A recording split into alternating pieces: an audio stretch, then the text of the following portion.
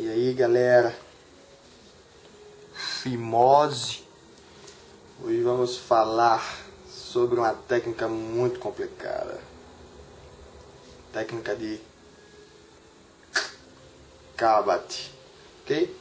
Esse vídeo vai ser a primeira parte de uma série que acredito eu que vai se limitar a uns 3 vídeos, eu acho. Vou tentar resumir em 2, né? Então essa é a parte 1, é a parte teórica. É a parte onde eu vou falar de e somente só dos princípios do Kabat, o que seriam, quais são os princípios, todos os princípios, ok? Então, vou falar um por um, explicar, e a gente no próximo vídeo explica com mais detalhes os movimentos, enfim. Ok? Lá, preste atenção aí. Os primeiros princípios do Kabat é o princípio de reflexo de estiramento, ok?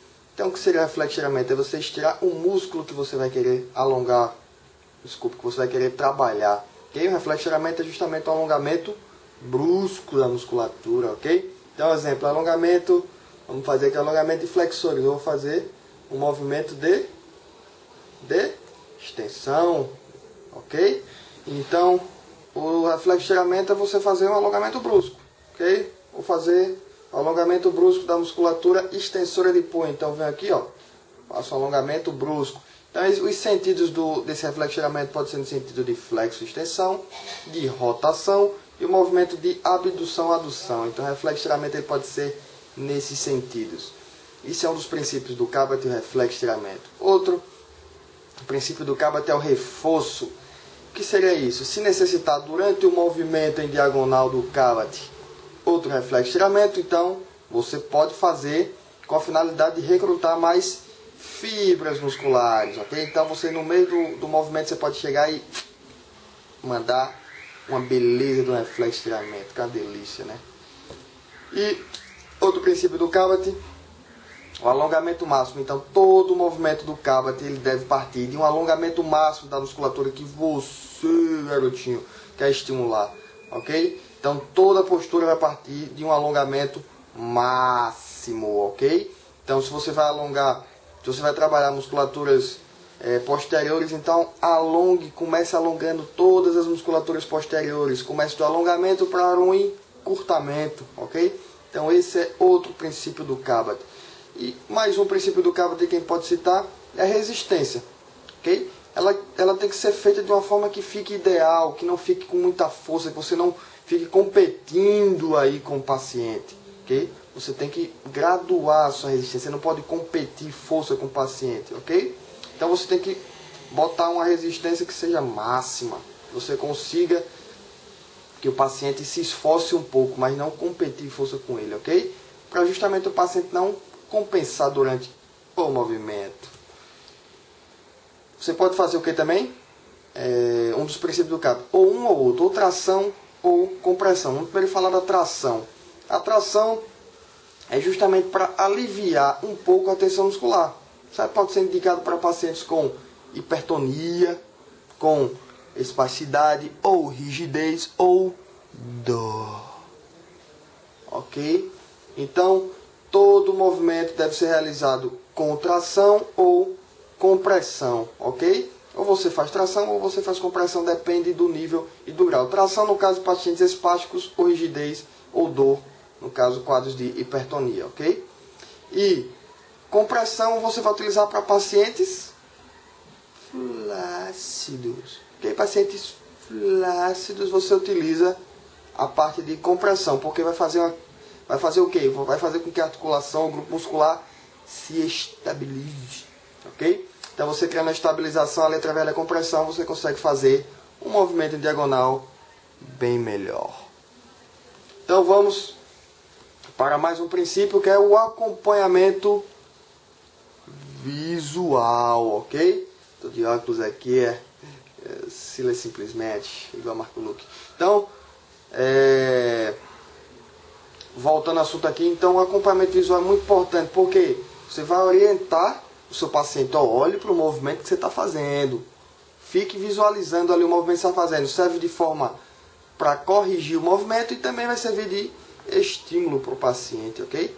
Então é importante que exista um espelho para existir justamente o acompanhamento visual. visual, ok? É igual namorado e namorada, ok? Esse negócio de acompanhamento visual. Preste atenção. Vocês aí, namoradas, que pegam no pé dos seus namorados e falam: ai, você olhou pra bunda daquela mulher, pros peitos daquela mulher. Vocês, homens, respondam simplesmente assim: minha filha, não se preocupe se olhar pra bunda ou pros seios daquela mulher. Se preocupe quando eu começar a olhar para os olhos dela. Isso é boa, né, não? Meu amor, te amo, viu? Então, voltando aqui, comando verbal, ok? Então, é importante que você prepare o paciente para o comando verbal. Você chegue e converse com ele, explique detalhadamente o movimento, passo a passo. Porque quem já pegou e já aprendeu o Kabat sabe que o movimento é complicado. Então você tem que explicar com detalhes para o paciente, ok? Porque quando você chegar e começar a fazer comando verbal, tem que ser aquele comando de ordem, rápido, ok? Um comando que ele vá, levanta os dedos, estenda o punho, levanta o punho, dobra o cotovelo, estica o cotovelo, e aí vai. Então tem que ser comandos rápidos, ok? E também durante o movimento você pode dar comandos corretivos, ok? Para corrigir o movimento que o paciente está realizando. Contato manual.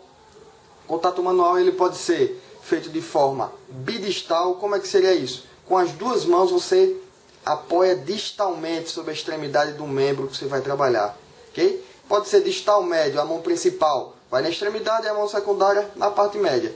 E pode ser também distal proximal, que a mão principal fica na extremidade e a mão secundária em outra extremidade, ok? E o simples, que é com uma mão só a mão principal. Esse simples aí foi relatado por meus dois professores, Melquisedeque e Gleidson, ok? Então, é importante que você, quando você estiver pegando, você pegue na face muscular que você quer estimular, não na contrária, na que você está estimulando, ok? Lembrem disso. Posicionamento. O fisioterapeuta ele deve se posicionar sempre na linha do movimento, ok? No movimento, no caso, no que o membro ele vai seguir uma resultante, ele vai seguir uma linha. Então o fisioterapeuta deve se posicionar nessa linha, ok? O paciente, o ideal é que ele fique desconfortável, que ele não tente compensar, então ele tem que estar numa posição mais confortável possível, ok? Existe outra propriedade chamada irradiação. Sempre a irradiação vai do grupo mais forte, aqui, forte, para o grupo mais fraco, do mais forte, mais fraco. Então isso é irradiação, ok? A propriedade que o nosso organismo tem, a nossa musculatura tem de irradiar, de conduzir o estímulo, ok? Pode acontecer do mesmo lado e pode acontecer também contralateral, ok? Existe também o sincronismo.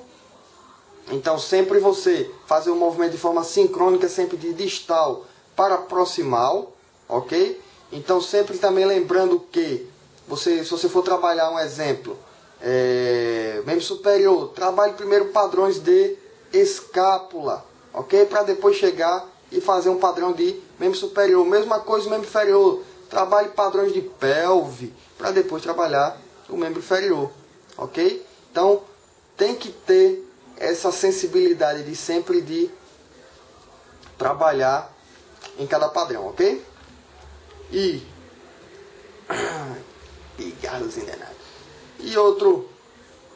outra propriedade, acho que não sei se a última, né? Já falei todas já. Então a última, padrões de movimento. Então os movimentos eles são padronizados, ok? Então eles são sempre realizados em diagonal e espiral. O Kabat em si, ele deve ser trabalhado em diagonal, espiral.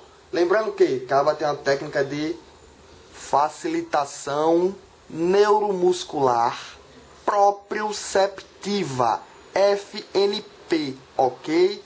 Então, lembrem, facilitação são técnicas utilizadas para facilitação, assim como Rude. Tranquilo? Rude pode ser cenas do próximo capítulo, depois que eu finalizar Kabat.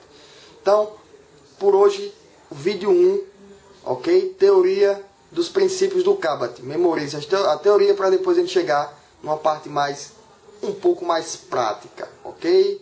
Então, fique com Deus e até breve, galera. Fui!